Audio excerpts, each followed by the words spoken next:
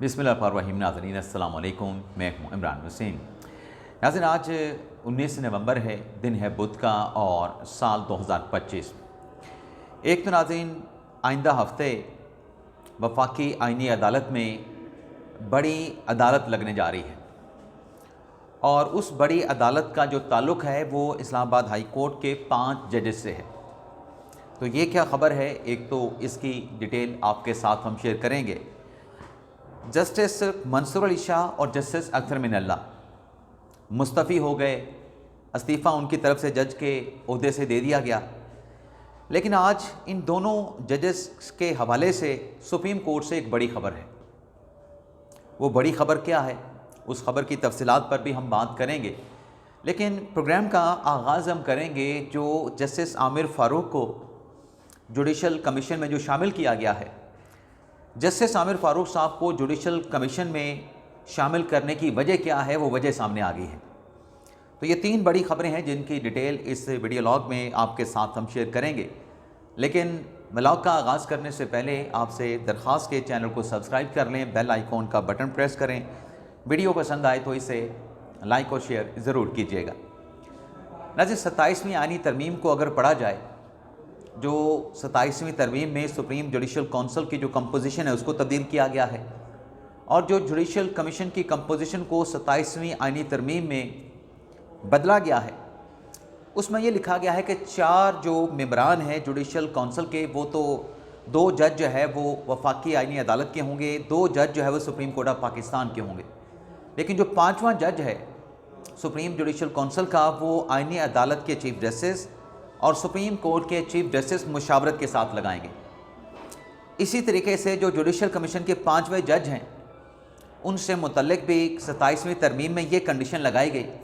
कि उस 5वें जज की जो नॉमिनेशन है वो चीफ जस्टिस आईनी अदालत और चीफ जस्टिस सुप्रीम कोर्ट मुशावरत के साथ लगाएंगे।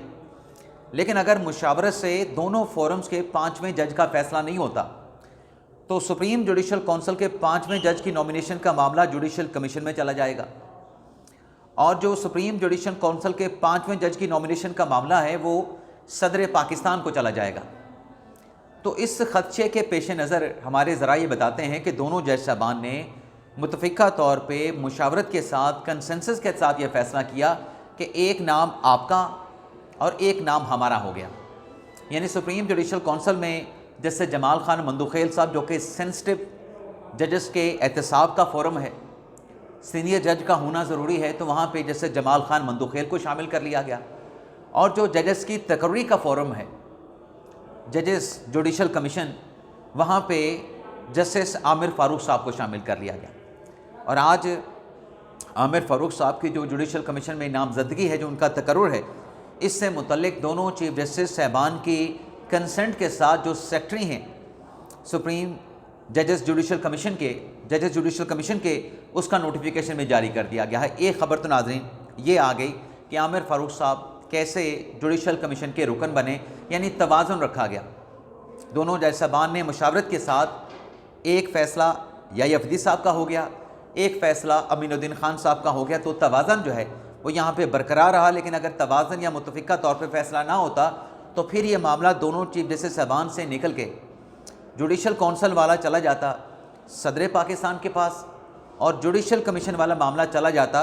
जुडिशल कमीशन के इजलास के पास, जुडिशल कमीशन के अरकान या फोरम के पास।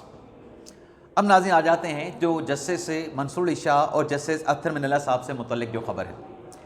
ख़बर नाज़रीन ये है कि जो फ़ैसला दिया गया मखसूस नशिस्तों के केस में, उसमें जैसे जमाल खान मंदुखेल साहब का नोट सामने आया है। अब इस नोट में जहां मंदुखेल साहब ने कई अंदर की बातों का इंकिशाफ किया है, वहीं जैसे जमाल खान के इस नोट ने जो जस्टिस मंसूर अली शाह साहब हैं और जस्टिस अख्तर मिनल्ला साहब हैं, उनको चार्जशीट करके रख दिया गया है कि कैसे इन 2 जज साहबान ने या इनके साथ जो मेजॉरिटी जजेस थे उनकी तरफ से आइन की जो है वो कैसे गलत इंटरप्रटेशन की गई, आइन की कैसे खिलाफ वर्जी हुई 12 जुलाई के फ़ैसले में। मंदू खालिद साहब लिखते हैं कि 12 सफ़ात का जो उनका नोट है कि जब 12 जुलाई का फ़ैसला आया तो 12 जुलाई के फ़ैसले के ख़िलाफ़ जब नज़रसानी की दरख्वास्तें दायर हुई तो 18 जुलाई को प्रैक्टिस एंड प्रोसीजर कमेटी का इजलास हुआ, लेकिन प्रैक्टिस एंड प्रोसीजर कमेटी के इजलास में जो अक्सरियती जजेस थे, चीफ जस्टिस काजी फायसा ने तो कहा कि फौरी तौर पे नजरसानी की दरख्वास्तों को लगा लें,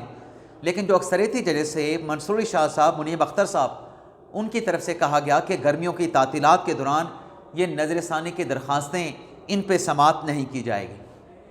अब ये बात जैसे जमाल खान मंदोखेल साहब ने अपने नोट में तहरीर करके जो एक बहस की जाती है कि ये बेंच क्यों बन गया, जो 12 जुलाई वाला फैसले वाला बेंच था वो बेंच नहीं बना,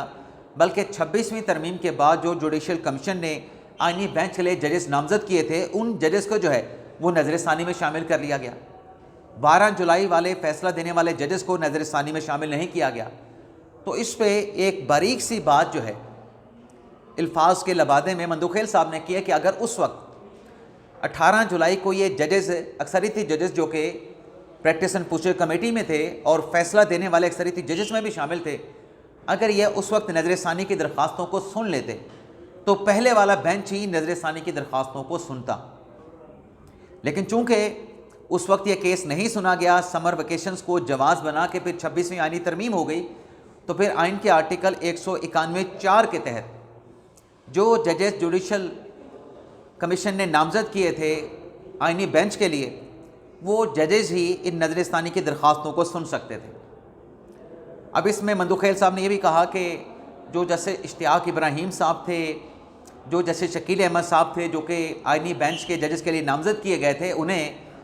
13 रुकनी बेंच में इसलिए शामिल नहीं किया गया कि पेशावर हाई कोर्ट में सुन्नी इत्तेहाद कौंसिल के इलेक्शन कमीशन के फैसले के खिलाफ जो अपील थी,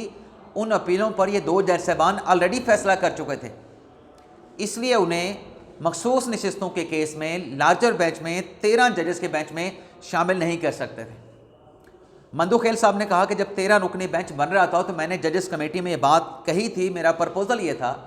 कि हम ये मामला रेफ़र कर दें जुडिशल कमीशन को कि जो 12 जुलाई वाला जो बेंच था, उस बेंच के जजेस को इस नजरसानी दरख्वास्त पर समात के लिए उन जजेस को नामजद किया जाए। और मंदोखेल साहब कहते हैं कि अपने जुडिशल कमीशन पे कोई ऐसी कदगन, कोई ऐसी रुकावट नहीं थी कि सुप्रीम कोर्ट के तमाम जजेस को आइनी बेंच में जो है वो शामिल कर दिया जाता। लेकिन मंदोखेल साहब कहते हैं कि मेरी इस तजवीज़ के साथ जो जजेस कमेटी के जो मेजॉरिटी अरकान थे, उनकी तरफ से इत्तफाक नहीं किया गया। अब अपने नोट में मंदोखेल साहब इस बात को लिख रहे हैं कि जो जजेस होते हैं वो भी इंसान होते हैं और जजेस से भी गलतियां हो जाती हैं। और मंदोखेल साहब कहते हैं कि जो गलती फैसले में होती है वो कॉन्स्टिट्यूशन की गलती भी हो सकती है, वो लॉ की गलती भी हो सकती है, और वो फैक्चुअल एरर भी हो सकता है, यानी फैक्चुअल हकायक की गलती भी हो सकती है। मंदोखेल साहब ने दरअसल अपने इस इख्तलाफी नोट में या इजाफी नोट में जो फैसला था मखसूस नशिस्तों का, उससे पार्शली एग्री किया था। और जो 39-41 वाला जो एक तफरीक है कि 39 पाकिस्तान तहरीक इंसाफ के हैं, 41 जो हैं वो आज़ाद हैं। मंदोखेल साहब ने दरअसल अपना वही फ़ैसला बरकरार रखा, लेकिन इस फैसले में बहुत सारी बातें क्लैरिटी के साथ मंदोखेल साहब ने बयान की हैं, गो कि मैं उनकी इस इंटरप्रटेशन के साथ इत्तफाक नहीं करता। लेकिन इत्तफाक ना करने का या मंदोखेल साहब के साथ इत्तफाक ना करने का, इख्तलाफ करने का ये मतलब नहीं कि मैं उनकी पगड़ी उछालनी शुरू कर दूं, मैं उनको बुरा भला कहना शुरू कर दूं, मैं उनको अपने ब्लॉग में गालियां देना शुरू कर दूं। ऐसा नहीं हो सकता। मंदोखेल साहब ने लिखा कि पीटीआई ने किसी फोरम पे दावा नहीं किया कि ये मखसूस नशिस्तें पाकिस्तान तहरीक इंसाफ की हैं, बल्कि पीटीआई हर फोरम पे सुन्नी इत्तेहाद कौंसिल को सपोर्ट करती रही। मंदोखेल साहब कहते हैं कि 39 अरकान ने तो अपनी नॉमिनेशन पेपर में कहीं ना कहीं पाकिस्तान तहरीक इंसाफ लिखा, तो 39 अरकान तो मखसूस नशिस्तों के हकदार थे। और मंदोखेल साहब कहते हैं कि 39 नशिस्तें हमने आर्टिकल 187 का अख्तियार इस्तेमाल करके मुकम्मल इंसाफ करते हुए तहरीक इंसाफ की डिक्लेयर कर दी। और इस फैसले में काजी फायसा भी शामिल थे, यानी काजी फायसा भी पाकिस्तान तहरीक इंसाफ को मखसूस नशिस्तें अपने अक़लियती फ़ैसले में दे के गए थे। तो यहाँ पे नाज़रीन सवाल ये जन्म लेता है, फिर काजी फायसा साहब को हदफ़े तनकीद क्यों बनाया जाता है, किस बुनियाद पे बनाया जाता है, जब वो भी कंप्लीट जस्टिस का आर्टिकल 187 इख्तियार का अख्तियार इस्तेमाल करके तहरीक इंसाफ को 39 सीटें दे के गए थे, तो फिर तो उन पर तनकीद करना बनती नहीं। लेकिन नाज़रीन, मंतू खेल साहब ये कहते हैं कि अदालत अपनी राय से कानून को तब्दील नहीं कर सकती, यानी जजेस के पास ये अख्तियार नहीं कि आप अपने जुडिशल फैसले से कानून को तब्दील कर दें। मंतू खेल साहब कहते हैं जो लोग सुन्नी इत्तेहाद कौंसिल में शामिल हुए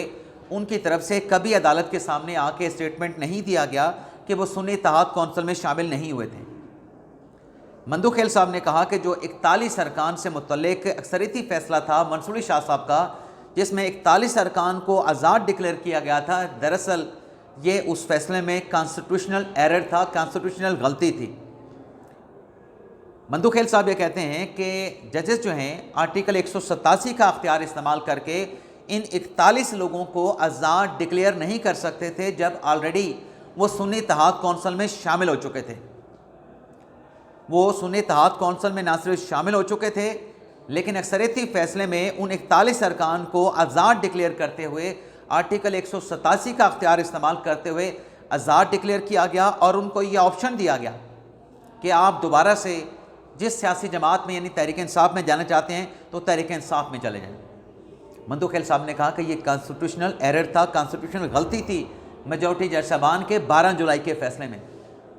मंतू खेल साहब कहते हैं कि आर्टिकल 187 का अख्तियार सुप्रीम कोर्ट कंप्लीट जस्टिस के लिए इस्तेमाल कर सकती है, लेकिन ये अख्तियार आइन के दायरा अख्तियार से बाहर जाके इस्तेमाल नहीं कर सकते, क्योंकि ये अख्तियार आर्टिकल 187 का कंप्लीट जस्टिस का ये लामहदूद नहीं है।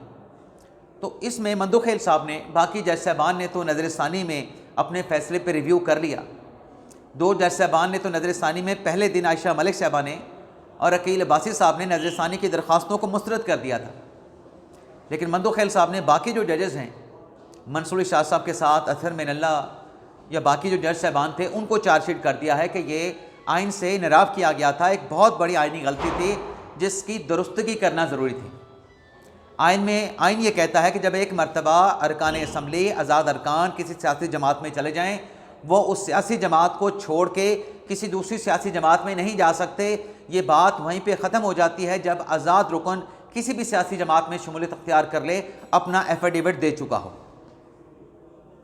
तो मैं ये समझता हूँ कि मंतू खेल साहब का ये जो नोट है, इस नोट ने जस्टिस मंसूर अली शाह साहब पे और अख्तर मिनल्ला साहब पे जो है इस्तीफ़ों के बाद जो है वो बिजलियाँ गिरा दी हैं। इस नोट से दोनों जज साहबान को 440 वोट का झटका लगा है। अब इस्लामाबाद हाई कोर्ट के 5 जजेस की बात कर लेते हैं। वैसे इस्लामाबाद हाई कोर्ट के 5 जजेस जिनकी जानिब से ये एतराज़ किया गया था कि जो इस्लामाबाद हाई कोर्ट में 3 जजेस का ट्रांसफ़र हुआ है, ये ट्रांसफ़र इल्लीगल है, अनकॉन्स्टिट्यूशनल है। पहले उन्होंने रिप्रेजेंटेशन इस्लामाबाद हाई कोर्ट के अपने चीफ जस्टिस आमिर फ़ारूक साहब को दायर की कि जो डोगर साहब हैं, जो खादिम हुसैन सोमरू साहब हैं, जो जस्टिस आसिफ साहब हैं, ये सीनियर जजेस की कैटेगरी में नहीं आ सकते, इनको नया हलफ उठाना पड़ेगा और ये इस्लामाबाद हाई कोर्ट में जूनियर जज के तौर पे आए हैं, तो डोगर साहब को आप सीनियर क्यों नहीं जज नहीं बना सकते। लेकिन आमिर फ़ारूक साहब ने उस रिप्रेजेंटेशन पे ये फैसला दिया था कि जो जज साहबान ट्रांसफ़र पे इस्लामाबाद हाई कोर्ट आए हैं वो अपनी सीनियरिटी यहाँ पे कैरी करेंगे और जो डोगर साहब हैं वो मोहसिन अख्तर कियानी साहब से सीनियर जज होंगे इस्लामाबाद हाई कोर्ट में,